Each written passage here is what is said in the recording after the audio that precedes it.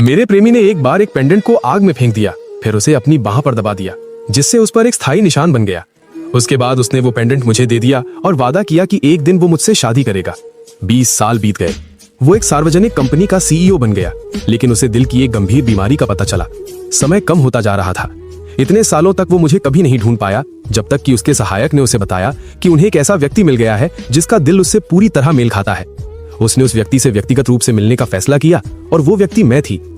मेरी माँ गंभीर रूप से बीमार थी और हमें उनके इलाज के लिए तुरंत $10 लाख की आवश्यकता थी। जब मैं पूरी तरह से हताश थी, तब वो मेरे सामने प्रकट हुआ। इतने सालों तक हम दोनों एक दूसरे को पहचान नहीं पाए। उसने मुझे $10 करोड़ की पेशकश की और मुझसे मेरी माँ के लिए शादी करने का अनुरोध किया। मैं मान गई। मैंने अनुबंध पर हस्ताक्षर कर दिए, ये जाने बगैर कि ये शादी कभी प्यार के बारे में नहीं थी, ये मेरे दिल के बारे में थी। उसने मुझे अपने घर में तब लाया जब मुझे लगा कि मैं आखिरकार एक समृद्ध जीवन जी सकती हूँ। मैंने नौकरों को फुसफुसाते सुना। उसने मुझसे सिर्फ एक ही कारण से शादी की, मेरा दिल। डर मुझ पर हावी हो गया। मैंने भागने की कोशिश की, लेकिन उसने मुझे पकड़ लिया। मुझे घुटने टेकने पर मजबूर किया गया। चिलचिलाती धूप में मेरी इज्जत धीरे धीरे चूर चूर हो गई।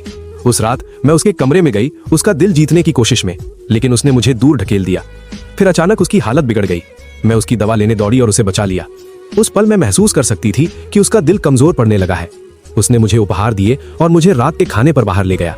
मैंने सोचा कि वो आखिरकार बदल गया है, जब तक कि मुझे पता नहीं चला कि मेरे दूध में कुछ मिलाया गया था। उसकी हालत बिगड़ती जा रही थी।